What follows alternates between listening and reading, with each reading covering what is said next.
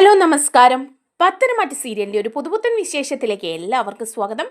വരാൻ പോകുന്ന ഒരു കിഡിലൻ എപ്പിസോഡ് വിശേഷത്തിലേക്ക് നമ്മൾ പോകുന്നത്. ഇതിലൊരു വമ്പൻ ട്വിസ്റ്റൊക്കെ ഒളിച്ചിരിപ്പുണ്ട്. നാഗേന്ദ്രനെ സംബന്ധിച്ച കാര്യത്തിലേക്കാണ് കടക്കുന്നത്.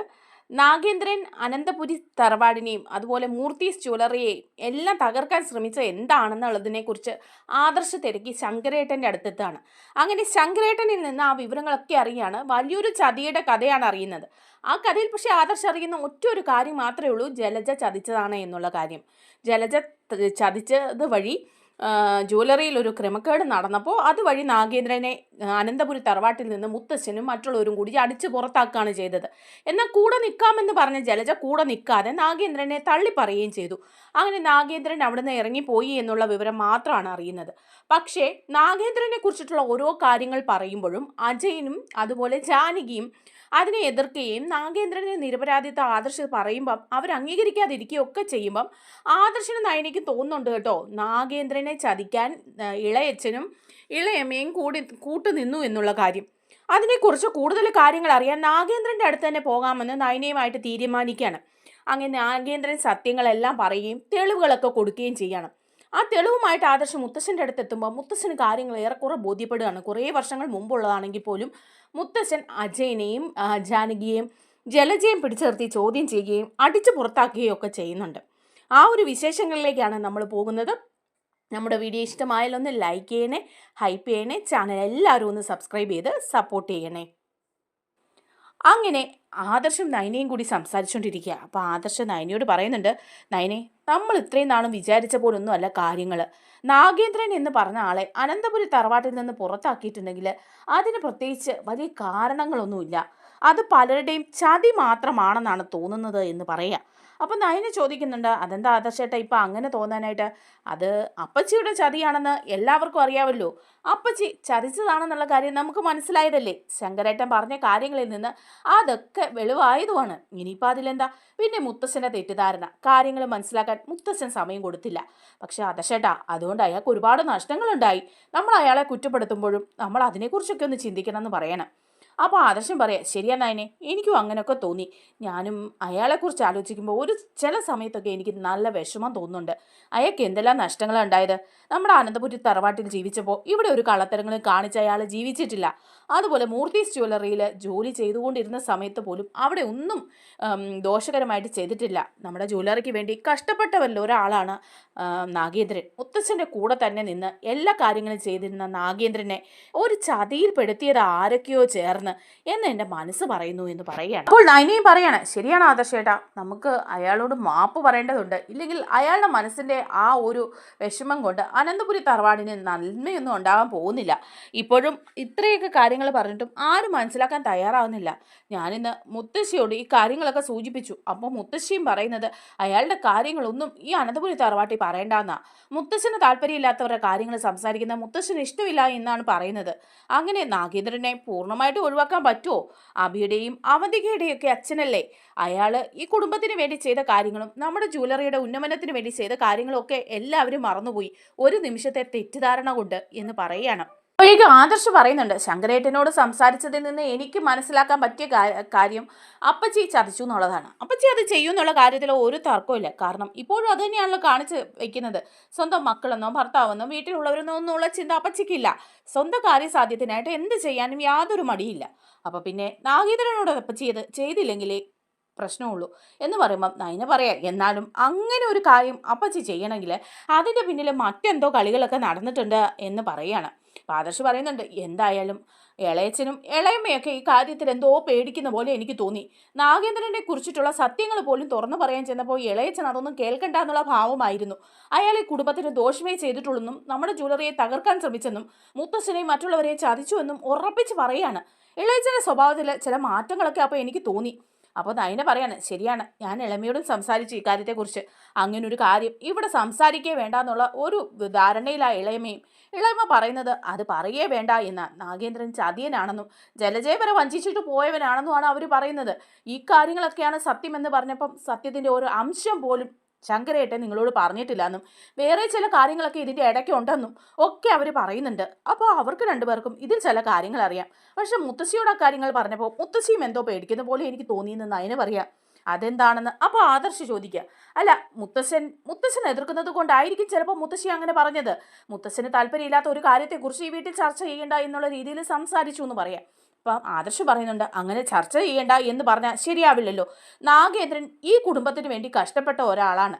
ഒരു സുപ്രഭാതത്തിൽ പെട്ടെന്ന് അയാളെ ഇവിടെ നിന്ന് നടതള്ളുമ്പോൾ അയാളുടെ മനസ്സിലുണ്ടാകുന്ന വിഷമം എന്താണ്? സ്വന്തം ഭാര്യയും മക്കളും പോലും ഇല്ലാതെ ഒറ്റയ്ക്ക് അയാൾ ഈ വീട്ടിൽ നിന്ന് ഇറങ്ങി പോകേണ്ടി വന്നില്ലേ? അപ്പച്ചിയുടെ ആ ഒരു സ്വാർത്ഥത കാരണമായിരിക്കും ചിലപ്പോൾ അപ്പച്ചി കൂടെ പോകാതിരുന്നത്. എന്നാലും ഇത്രയും വർഷങ്ങൾ അയാൾക്ക് നഷ്ടപ്പെട്ടത് അയാളുടെ മക്കളെയല്ലേ. മക്കളെക്കുറിച്ച് ഒരു കാര്യങ്ങൾ അറിയാനോ മക്കളെ ഒന്ന് കാണാനോ പോലും ഇവരാരും സമ്മതിച്ചില്ല. സത്യം വെളിപ്പെടുത്താൻ മുത്തശ്ശൻ്റെ അടുത്ത് പല പ്രാവശ്യം എത്തിയെന്ന് പറയുന്നു. എന്നിട്ടും മുത്തശ്ശൻ അതൊന്നും ചെവിക്കൊള്ളാൻ തയ്യാറായുമില്ല. എന്തായാലും ആ വാശിയും ദേഷ്യവും വൈരാഗ്യവും ഒക്കെയാണ് നാഗേന്ദ്രനെ ഇന്നത്തെ അവസ്ഥയിൽ എത്തിച്ചിരിക്കുന്നത്.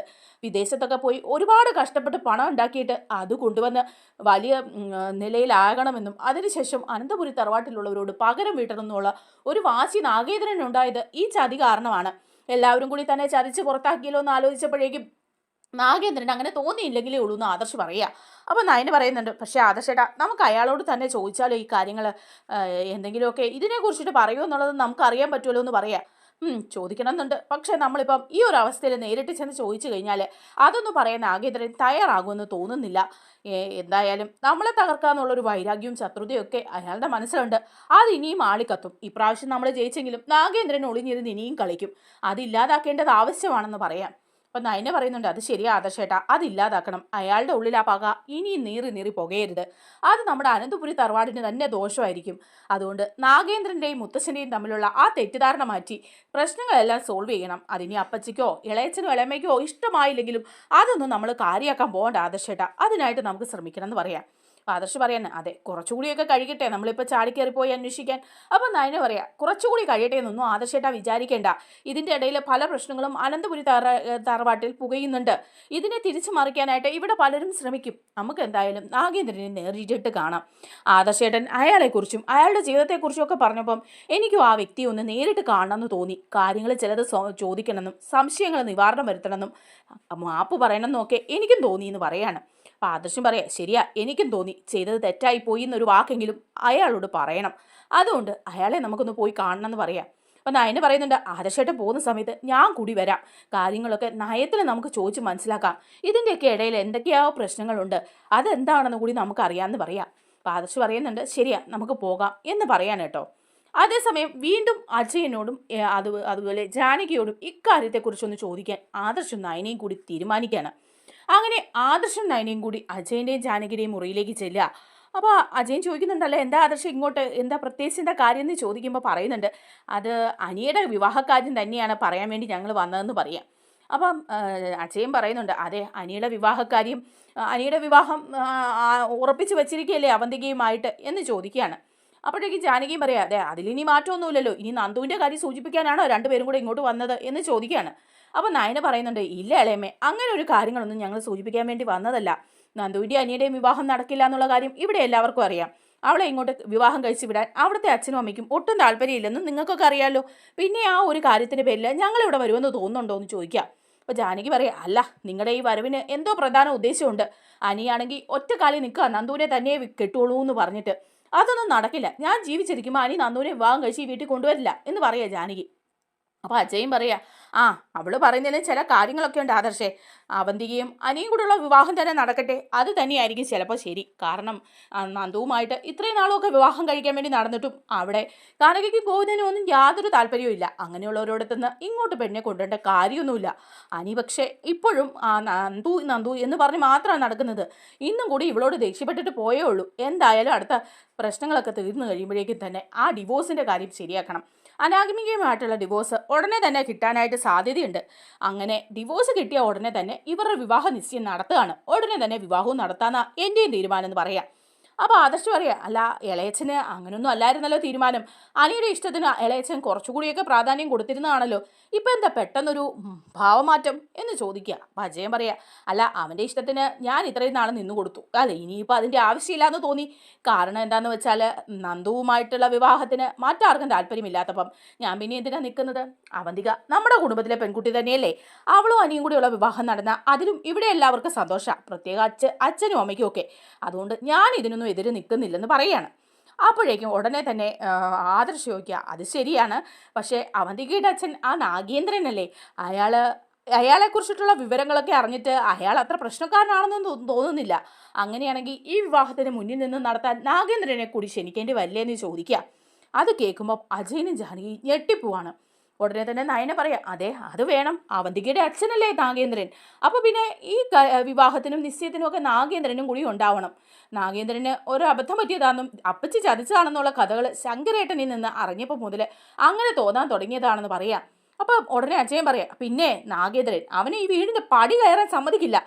അച്ഛനും അമ്മയ്ക്കും ഒന്നും താല്പര്യമില്ലാത്ത ഈ കാര്യത്തെക്കുറിച്ച് നിങ്ങൾ എന്തിനാ സംസാരിക്കുന്നത്? അവന്തിക ഇത്രയും നാളും അച്ഛനില്ലാത്ത കുട്ടിയായിട്ട് ഇവിടെ വളർന്നതാ. അങ്ങനെയുള്ള ഒരുത്തിയുടെ വിവാഹ നിശ്ചയവും അങ്ങനെ തന്നെ നടന്നാൽ മതി. മുത്തശ്ശനൊക്കെ കൈ പിടിച്ചു കൊടുത്തോളും, അല്ലാതെ ഇനിയിപ്പോൾ നാഗേന്ദ്രനെ കൊണ്ടുവന്ന് കൈ പിടിച്ചു കൊടുക്കാനൊന്നും ആരും നിൽക്കേണ്ട കാര്യമില്ല. അപ്പോൾ ഉടനെ ആദർശ് പറയാം, എന്നാലും അതല്ലല്ലോ ശരി, നാഗേന്ദ്രൻ അങ്ങനെ വലിയ തെറ്റൊന്നും ചെയ്തിട്ടില്ലല്ലോ ഇളയച്ചാന്ന് പറയാം. നാഗേന്ദ്രൻ തെറ്റൊന്നും ചെയ്തിട്ടില്ല എന്ന് നിനക്കെങ്ങനെ അറിയാം? ഞാൻ പല പ്രാവശ്യം ആദർശൻ നിന്നോട് പറഞ്ഞു നാഗേന്ദ്രനെ കുറിച്ചിട്ടുള്ള ടോപ്പിക് ഇവിടെ സംസാരിക്കേണ്ടെന്ന്. അതിവിടെ കേൾക്കാൻ ആർക്കും താല്പര്യമില്ല. നാഗേന്ദ്രൻ അതുപോലെ തന്നെ ഈ കുടുംബത്തോടും നമ്മുടെ ജ്വല്ലറിയോടും ഒക്കെ ദ്രോഹം ചെയ്തിട്ടാണ് ഇവിടുന്ന് പോയത്. അങ്ങനെയുള്ള ഒരു പെരുങ്കളനെ തിരിച്ചിവിടെ കൊണ്ടുവരണമെന്ന് എന്താ ആദർശൻ നിനക്ക് ഇത്ര നിർബന്ധം? അപ്പം ജാനകിയും പറയാം, ശരിയാ, അയാൾ ചെയ്ത് കുട്ടിയതൊന്നും പറയാതിരിക്കുന്നത് നല്ലത്. അങ്ങനെയുള്ള നാഗേന്ദ്രൻ തിരിച്ചു വരണമെന്നാണോ? അവന്തികയ്ക്ക് അങ്ങനെ ഒരു അച്ഛൻ വേണ്ട. നാഗേന്ദ്രൻ അവനിപ്പോൾ ഇരിക്കുന്ന പോലെ തന്നെ ഇരുന്നാൽ മതി. ശങ്കരേട്ടൻ അറ്റവും മുറിയൊക്കെ പറഞ്ഞപ്പോഴേ ആദർശിന്റെ മനസ്സൊക്കെ മാറിയല്ലേ എന്ന് ചോദിക്കാണ് ജാനകി. അപ്പോൾ ആദർശ് പറയാം, ഏയ് നിങ്ങളൊന്നും ദേഷ്യപ്പെടണ്ട, ആർക്കും ഇഷ്ടമില്ലാത്തൊരു കാര്യം ചെയ്യാൻ ഞാൻ നിർബന്ധിക്കുകയൊന്നുമില്ല. പിന്നെ മുത്തശ്ശനോട് എല്ലാ സത്യങ്ങളും ഒന്ന് തുറന്ന് പറഞ്ഞാൽ കൊള്ളാമെന്നുണ്ട്. അതിനുള്ള സമയമായി എന്ന് എനിക്ക് തോന്നുന്നുണ്ടെന്ന് പറയാം. അപ്പോൾ അജയൻ പറയാം, എവിടെ സമയമായെന്ന്? എന്ത് സത്യം ഇനി അച്ഛനോട് തുറന്നു പറയാൻ നിനക്കുള്ളത്? അച്ഛൻ അറിയാൻ മേലാത്ത ഒരു സത്യങ്ങളും ഇല്ല. നീ വിചാരിക്കുന്നത് പോലൊന്നും അല്ല ആദർശ കാര്യങ്ങൾ. നാഗേന്ദ്രൻ എന്ന ടോപ്പിക്ക് ഇവിടെ അവസാനിപ്പിക്കുക. നമ്മുടെ അനന്തപുരി തറവാടിനോടും മൂർത്തീസ് ജ്വല്ലറിയോടും ശത്രുത വെച്ചുകൊണ്ടിരിക്കുന്ന AN ജ്വല്ലറിയുടെ MD ആണ് നാഗേന്ദ്രൻ. അത് മാത്രം കരുതിയാൽ മതി, ആ രീതിയിൽ ട്രീറ്റ് ചെയ്താൽ മതി. പഴങ്കഥകളൊന്നും ചെകഞ്ഞു പോകണ്ട. ഇത്രയും വർഷം ആരും ചെകഞ്ഞു പോകാത്ത കഥകൾ നീ എന്തിനാ ആദർശം ചെകഞ്ഞു പോകുന്നത് എന്നൊക്കെ ചോദിക്കാം. അപ്പോൾ ആദർശ് പറയുന്നുണ്ട്, വേണ്ട, ഇളയച്ചനും ഇളമയൊന്നും ദേഷ്യപ്പെടണ്ട, ഞങ്ങളിങ്ങനെ അനിയുടെ കാര്യം സൂചിപ്പിക്കാൻ വേണ്ടി വന്നു എന്നേ ഉള്ളൂ. അനിയുടെ അവന്തികയുടെ വിവാഹം ഉടനെ തന്നെ നടത്തണമെന്നാ ഞങ്ങളുടെ പക്ഷം എന്ന് പറഞ്ഞിട്ട് നയനയെ കൂട്ടിക്കൊണ്ട് ആദർശ് പുറത്തിറങ്ങുക. ഇറങ്ങുന്ന വഴി തന്നെ നയനയോട് പറയുന്നുണ്ട്, നയനെ കണ്ടില്ലേ ഇളയച്ചൻ്റെ സ്വഭാവത്തിലുള്ള ഒരു ഭാവമാറ്റം? നേരത്തെ ഒന്നും ഇളയച്ചൻ ഇങ്ങനെയൊന്നും ആയിരുന്നില്ല. ഇപ്പം നാഗേന്ദ്ര എന്ന ടോപ്പിക് ഇവിടെ വരികയും നാഗേന്ദ്രയെക്കുറിച്ചിട്ടുള്ള സത്യങ്ങൾ ഞാൻ അറിയുകയൊക്കെ ചെയ്തു കഴിഞ്ഞപ്പം നന്നായിട്ട് ഭയക്കുന്നുണ്ട് ഇളയച്ചനും ഇളയമയും. അവരുടെ പിന്നിൽ എന്തൊക്കെയോ കാര്യങ്ങളുണ്ട്. ആ സത്യങ്ങൾ കൂടി എല്ലാവരും അറിയുമോ എന്നുള്ള പേടി കൊണ്ട് പേടിച്ച് വിറച്ചാണെന്ന് വിചാരിക്കാം അവർ ജീവിക്കുന്നത്. അതുകൊണ്ടാണ് ഇപ്പോൾ അയാളെക്കുറിച്ചൊരു കാര്യം പറഞ്ഞപ്പോൾ പോലും ഇത്രയധികം രണ്ടുപേരും ശോഭിച്ചത്. പക്ഷെ എന്തായിരിക്കും, ഇളയച്ചൻ അങ്ങനെ ഒരു സ്വഭാവമുള്ള ഒരാളല്ലല്ലോ. ആരുടെയും ചതിക്കും വഞ്ചനയ്ക്കും ഒന്നും കൂട്ടു നിൽക്കുന്ന ഒരാൾ. പിന്നെ ഇപ്പോൾ എന്തായിരിക്കും ഈ സംഭവിച്ചിട്ടുണ്ടാവുക? എന്തായാലും നമുക്ക് അതിനെക്കുറിച്ച് അറിയണം.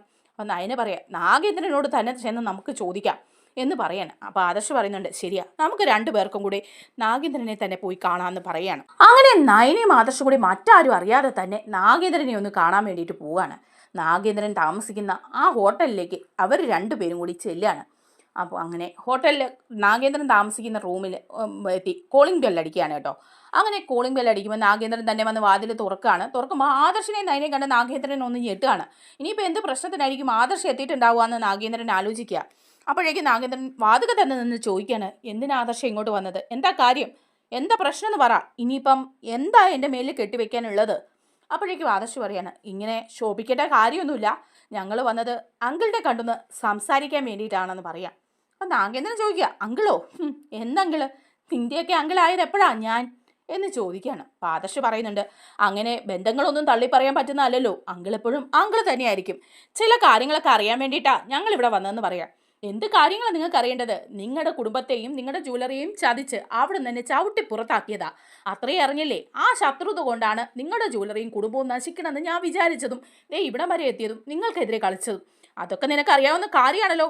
നിന്റെ മുത്തശ്ശൻ വേറെ കഥകൾ വല്ലതും പറഞ്ഞു തന്നിട്ടുണ്ടോ നിനക്ക്? അപ്പോൾ ആദർശ് പറയാം, ദയവേത് ഞങ്ങൾ റൂമിന് ഉള്ളോട്ടൊന്ന് കയറിക്കോട്ടെ, ഇവളാണെങ്കിൽ പ്രഗ്നൻ്റ് ആണ്, അതുകൊണ്ടാണെന്ന് പറയാണ്. അപ്പോൾ നാഗേന്ദ്രൻ പറയാം, ശരി അകത്തേക്ക് വാ, അകത്തേക്ക് വീട്ടിലേക്ക് വരുന്നവരെ ഞാൻ അകത്ത് കയറ്റാതെ ഇരിക്കാറില്ല എന്ന് പറയാണ്. അങ്ങനെ അവർ രണ്ടുപേരും അകത്തേക്ക് കയറുകയാണ്. കയറി കഴിയുമ്പം ആദർശ് നാഗേന്ദ്രനോട് പറയുന്നുണ്ട്, അങ്കിളിൻ്റെ ഈ സംസാരത്തിൽ നിന്ന് തന്നെ മനസ്സിലാക്കാൻ പറ്റുന്നുണ്ട് അങ്കിളിൻ്റെ സ്വഭാവം. ഞങ്ങളെ ഇവിടെ വന്നപ്പം സ്വീകരിച്ചിരുത്താൻ അങ്കിള് മടിയൊന്നും കാണിച്ചില്ലല്ലോ, അതിൽ നിന്നറിയാം അങ്കിളിൻ്റെ സ്വഭാവം എന്ന് പറയുമ്പോൾ നാഗേന്ദ്രൻ പറയാം, എൻ്റെ സ്വഭാവശുദ്ധി പരിശോധിക്കാൻ വന്നവരാണോ നിങ്ങളെന്ന് ചോദിക്കുകയാണ്. അല്ല എന്ന് പറയാണ് ആദർശ്. എന്നിട്ട് പറയുന്നുണ്ട്, അല്ല അങ്കിളിനോട് ചില കാര്യങ്ങൾ ചോദിച്ചറിയാൻ വേണ്ടി ഞങ്ങൾ വന്നതാണ്. അപ്പച്ചിയാണ് ഇതിൻ്റെ പിന്നിലെന്ന് ഞങ്ങൾക്ക് മനസ്സിലായി എന്ന് പറയുമ്പോൾ നാഗേന്ദ്രൻ ചോദിക്കുക, അതെങ്ങനെ നിങ്ങൾക്ക് മനസ്സിലായി? ഞാൻ അവിടെ ഇല്ല അവിടെ കള്ളത്തരം കാണിച്ചത്? അവിടുത്തെ നെക്ലേസ് എടുത്ത് മാറ്റി വെച്ചതും വിറ്റതും ഒക്കെ ഞാൻ തന്നെയല്ലേ എന്ന് ചോദിക്കുകയാണ്. അപ്പം ആദർശ് പറയാണ്, അല്ല ശങ്കരേട്ടൻ എല്ലാ കാര്യങ്ങളും ഞങ്ങളോട് തുറന്ന് പറഞ്ഞു. അങ്ങനെ ശങ്കരേട്ടൻ പറഞ്ഞത് അറിഞ്ഞിട്ടാണ് ഞങ്ങൾ വന്നതെന്ന് പറയാണ്. അപ്പം നാഗേന്ദ്രൻ ഒന്ന് അടങ്ങുക. എന്നിട്ട് നാഗേന്ദ്രൻ പറയുന്നുണ്ട്, ഓ ശങ്കരേട്ടൻ എന്താ നിങ്ങളോട് പറഞ്ഞത്? എല്ലാ കാര്യങ്ങളും ഞാൻ ശങ്കരേട്ടനോട് പറഞ്ഞിട്ടില്ലല്ലോ. അല്ല എന്താ നിങ്ങളോട് പറയുന്നത് ചോദിക്കുക. അപ്പം ആദർശ് പറഞ്ഞു കൊടുക്കുന്നുണ്ട് കേട്ടോ ശങ്കരേട്ടൻ പറഞ്ഞ കഥകളൊക്കെ. ഞങ്ങൾക്ക് കാര്യങ്ങൾ മനസ്സിലാക്കി. അപ്പച്ചിയുടെ സ്വഭാവം ഞങ്ങൾക്ക് നന്നായിട്ട് അറിയാം. ഇപ്പോഴും ആ പഴയ സ്വഭാവത്തിന് ഒരു മാറ്റവും ഇല്ല. ആർത്തിയും എല്ലാവരോടുമുള്ള ക്രൂരതയും ദുഷ്ടതയും കുശുമ്പും ഒന്നും മാറ്റമില്ല. നല്ല അസൂയുണ്ട് അപ്പച്ചിക്ക്. ആ സ്വഭാവമായിരിക്കുമല്ലോ അന്നും പ്രയോഗിച്ചത്. എന്നാലും സ്വന്തം മക്കളുടെ അച്ഛനോട് ഇങ്ങനെയൊക്കെ ചെയ്യാൻ അപ്പച്ചിക്ക് എങ്ങനെ തോന്നിയെന്ന് ചോദിക്കുകയാണ്. അപ്പം നാഗേന്ദ്രൻ പറയാണ്, അവൾക്ക് ഭർത്താവായിട്ട് എന്നെ ആവശ്യമില്ല. അവൾക്ക് പണത്തിനോടാണ് ആർത്തി. പണം, സ്വർണം, സൗഭാഗ്യം അതിനോടൊക്കെയാണ് അവൾക്ക് ആർത്തി. അപ്പോഴേക്കും ആദർശ് വേണ്ടി ചോദിക്കുകയാണ്, അല്ല ഒരു കാര്യം കൂടി ഞാൻ അങ്കിളിനോട് ചോദിക്കട്ടെ? അപ്പോഴേക്കും നാഗേന്ദ്രൻ ചോദിക്കുക, അല്ല ഇനിയിപ്പം നിങ്ങൾക്ക് എന്താ ചോദിക്കാൻ? നിങ്ങളോട് ശങ്കരേട്ടൻ എല്ലാ കാര്യങ്ങളും പറഞ്ഞല്ലേ, ഇനി എന്താന്ന് ചോദിക്കുമ്പം ആദർശ് പറയാം, ഒരു സംശയത്തിൻ്റെ പുറത്ത് ചോദിക്കുകയാണ്. അപ്പച്ചിയുടെ സ്വഭാവം ഞങ്ങൾക്ക് എല്ലാവർക്കും നന്നായിട്ട് അറിയാം. പക്ഷേ അപ്പച്ചി മാത്രമല്ല, മറ്റാരോ അനന്തപുരി തറവാട്ടിൽ നിങ്ങളെ ചതിക്കാൻ കൂട്ടുനിന്നിട്ടില്ലേ എന്ന് ചോദിക്കാം. അപ്പം നാഗേന്ദ്രനൊന്നും മിണ്ടുന്നില്ല. നാഗേന്ദ്രൻ മിണ്ടാതെ ഇങ്ങനെ നിൽക്കുകയാണ്. അപ്പം വീണ്ടും ചോദിക്കുകയാണ് ആദർശ്, അത് ഇളയച്ചനും അതുപോലെ ഇളയമ്മയുമാണോ എന്ന് ചോദിക്കുക. അപ്പം നാഗേന്ദ്രന് കാര്യങ്ങളൊക്കെ പിടികിട്ടി. ഏകദേശം മനസ്സിലായി സംഭവം ഇവർക്കെല്ലാം മനസ്സിലായിട്ടുണ്ട് എന്നുള്ള കാരണം. അപ്പം നയനയും ചോദിക്കുന്നുണ്ട്, ശരിയാ അങ്കിളിനോട് ചോദിക്കാതിരിക്കുക. പല കാര്യങ്ങളും അവർ മറച്ചു വെക്കുന്നത് പോലെ തോന്നി. ശങ്കരേട്ടൻ പറഞ്ഞ് അങ്കിളുടെ നിരപരാധിത്വത്തെ പറ്റി അച്ഛനോടും അമ്മയോടും ഒക്കെ സംസാരിച്ചപ്പം അവർക്കൊന്നും വലിയ പ്രശ്നമായിട്ട് തോന്നിയില്ല. അങ്കിൾ നിരപരാധിയായിരിക്കുമെന്നും അപ്പച്ചി അങ്കിളിനെ ചതിച്ചതായിരിക്കുമെന്നും അവരൊക്കെ പറഞ്ഞെങ്കിലും ഇളയച്ചനും ഇളയമ്മയും അത് സമ്മതിച്ചു തരാൻ കൂട്ടാക്കിയില്ല. അങ്കിളൊരു ദുഷ്ടനാണെന്നും കമ്പനിയെ ചതിച്ചെന്നും കമ്പനിയിൽ ക്രമക്കേടുകൾ നടത്തിയെന്നും ഒക്കെയാണ് ഇളയച്ചൻ പറയുന്നത്. അതുതന്നെയല്ല, ഈ കാര്യത്തെക്കുറിച്ച് കൂടുതൽ ചർച്ചകൾ നടത്താൻ അവരാരും സമ്മതിക്കുന്നുമില്ല. അങ്ങനെയുള്ളപ്പം ഇതിൻ്റെ ഉള്ളിൽ എന്തെങ്കിലും ഒരു പ്രശ്നം കാണുമല്ലോ എന്ന് പറയാണ്. അപ്പം നാഗേന്ദ്രൻ പറയാണ്, അപ്പം നിങ്ങൾക്കും തോന്നി എന്തേതോ പ്രശ്നമുണ്ടെന്ന്. കഴിഞ്ഞ 10-22 വർഷമായിട്ട് ഈ പ്രശ്നത്തെക്കുറിച്ച് പറയാൻ വേണ്ടിയിട്ട് ഞാൻ പല പ്രാവശ്യവും നിങ്ങളുടെ മുത്തശ്ശനെ കാണാനായിട്ട് കയറി ഇറങ്ങി. ആ വീടിൻ്റെ പരിസരത്തോ ജ്വല്ലറിയുടെ പരിസരത്തോ എന്നെ അടുപ്പിച്ചില്ല. നിങ്ങളുടെ മുത്തച്ഛൻ എൻ്റെ ഒരു വാക്ക് പോലും കേൾക്കാൻ കൂട്ടാക്കിയില്ല. ഞാൻ വരുന്നെന്നും സംസാരിക്കണമെന്നും പറയുമ്പം എനിക്ക് കാണണ്ട സംസാരിക്കേണ്ട എന്ന് മാത്രം പറഞ്ഞു. വ്യക്തമായ പല തെളിവുകളും എൻ്റെ കയ്യിൽ ഉണ്ടായിട്ട് പോലും അത് എനിക്ക് തെളിയിക്കാൻ പറ്റിയില്ല. എൻ്റെ നിരപരാധിത്വം നിങ്ങളുടെ മുത്തശ്ശൻ്റെ മുമ്പിൽ തെളിയിക്കാനേ പറ്റിയില്ല. അങ്ങനെ എനിക്ക് എൻ്റെ ജീവിതമാണ് നഷ്ടപ്പെട്ടത്. എനിക്ക് നഷ്ടപ്പെട്ട ഒന്നും തിരിച്ചു തരാൻ ഇനിയിപ്പം നിങ്ങൾക്കോ മറ്റാർക്കുമോ സാധിക്കാനൊന്നും പോകുന്നില്ല. അത്രയ്ക്ക് ഞാൻ ഈ ജന്മം അനുഭവിച്ചു. പക്ഷേ അങ്ങനെ ഒരു കാര്യം അവിടെ നടന്നിട്ടുണ്ട്. നിങ്ങളുടെ ഇളയച്ചൻ അജയനും അതുപോലെ ഇളയച്ചൻ്റെ ഭാര്യ ജാനകിയും അവർ രണ്ടുപേരും എന്നെ പുറത്താക്കാൻ കൂട്ടുനിന്നു. ജലജയ്ക്ക് അവർ ഒത്താശ ചെയ്തു കൊടുത്തു. ജലജയ്ക്ക് ഇത്രയും ധൈര്യവും കോൺഫിഡൻസും ഒക്കെ കൊടുത്തത് അവരാണെന്ന് പറയണം. അപ്പോൾ ആദർശ് ചോദിക്കുക, അല്ല അതിലേക്ക് എന്താണ് ഇളയച്ചൻ്റെ പങ്ക്? എന്തിനായിരിക്കും നിങ്ങളെ പുറത്താക്കണമെന്ന് ഇളയച്ചൻ ചിന്തിച്ചത്? അപ്പോഴേക്കും നാഗേന്ദ്രൻ പറയാം, അത് വളരെ പഴയ കഥയാണ്. നിങ്ങളുടെ ഇളയച്ചൻ അജയൻ നിങ്ങളുടെ ഇളയമ്മയെ വിവാഹം കഴിച്ചു കൊണ്ടുവന്ന സമയത്ത് നിങ്ങളുടെ ഇളയമ്മ വലിയ പണമുള്ള വീട്ടിലൊന്നും അല്ലായിരുന്നു. പക്ഷേ സ്വത്തിനോടും പണത്തിനോടും ഒക്കെ ആർത്തി ഉണ്ടായിരുന്നു താനും. അതിനായിട്ട് ഇളയച്ചന് കൂടുതൽ പണം ഉണ്ടാക്കണമെന്നും മറ്റുള്ളവരെ പോലെ തന്നെ, അതായത് നിങ്ങളുടെ അമ്മയെ പോലെ പണമുള്ള ഒരു സ്ത്രീ അല്ലാത്തത് കൊണ്ട് തന്നെ അതുപോലെ കോടികൾ ഉണ്ടാക്കാൻ വേണ്ടി പെട്ടെന്ന് ഒരു വഴി കണ്ടുപിടിച്ചതാണ് ആ സമയത്ത്. അത് നിങ്ങളുടെ ഇളയമ്മയുടെ ഉപദേശം കൊണ്ട് കൂടിയാണ് കേട്ടോ. അങ്ങനെ ജ്വല്ലറിയിലെ ചില തിരിമറികൾ കണക്കിൽ വരുത്തിയിട്ടുണ്ട് അജയൻ. അത് ഞാൻ കയ്യോടെ പിടിക്കുകയാണ് ചെയ്തത്. അപ്പോഴേ തൊട്ട് അജയൻ എന്നോട് ദേഷ്യം ഉണ്ടായിരുന്നു. അത് കയ്യോടെ പിടിക്കുകയും അതിൻ്റെ തെളിവുകൾ ഞാൻ സൂക്ഷിക്കുകയും ചെയ്തു. ആ സമയത്തായിരുന്നു ഈ ഒരു പ്രശ്നം വരുന്നത്. ജലജ ഈ നെക്ലേസ് മാറ്റുന്നത്. ആ പ്രശ്നത്തിനൊപ്പം ജലജയോടൊപ്പം നിൽക്കുകയും എന്നെ ഒരുപാടെ പുറത്താക്കാൻ ശ്രമിക്കുകയും ചെയ്ത അജയനാണ്. കാരണം എൻ്റെ കയ്യിൽ ഈ തെളിവുണ്ടെന്നും അതെല്ലാം മൂർത്തി സാറിൻ്റെ മുമ്പിൽ ഞാൻ ഹാജരാക്കുമെന്നും അജയൻ അറിയായിരുന്നു. അങ്ങനെ ഉണ്ടായാൽ അജയൻ ജ്വല്ലറിക്ക് പുറത്താകും, വീട്ടിൽ നിന്നും പുറത്താകും. അതുകൊണ്ട് എന്നെ ചവിട്ടി പുറത്താക്കാൻ ജലജയുടെ ഒപ്പം നിന്ന് ജലജയ്ക്ക് സപ്പോർട്ട് കൊടുത്തതും ഉപദേശിച്ചതും ഒക്കെ അവർ തന്നെയാണ്. അവരും കൂടിയാണ് എന്നെ കുരുക്കിപ്പെടുത്തിയത് എന്ന് പറയാണ്. എന്നിട്ട് നാഗേന്ദ്രൻ അകത്തേക്ക് കയറിപ്പോയി അലമാരിയുടെ ഷെൽഫിൽ നിന്ന് ഒരു ഫയൽ എടുത്തിട്ട് വരികയാണ്. എന്നിട്ട് ആദർശിനോട് പറയാം, ദേ ഇതിലുണ്ട് എല്ലാ ഡോക്യുമെൻസും.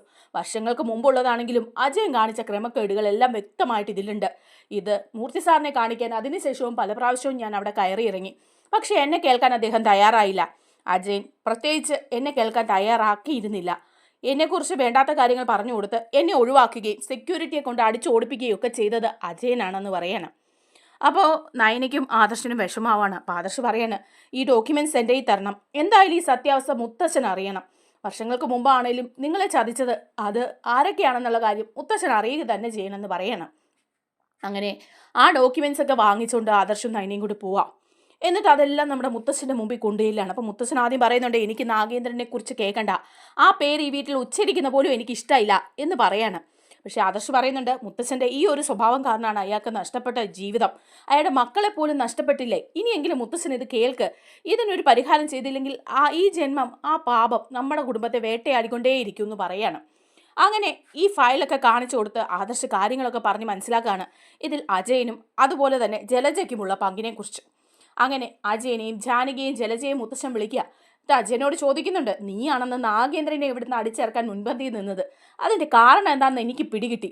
പല പ്രാവശ്യവും നാഗേന്ദ്രൻ വീണ്ടും എന്നെ കാണാൻ വരുമ്പോൾ നീ ഒഴിവാക്കി വിട്ടിരുന്നു, എന്തുകൊണ്ടായിരുന്നു അജയ എന്ന് ചോദിക്കുമ്പോൾ എനിക്കൊന്നുമില്ല, ജലജയായിട്ടുള്ള പ്രശ്നം കൊണ്ടല്ലേ എന്ന് ചോദിക്കുകയാണ്.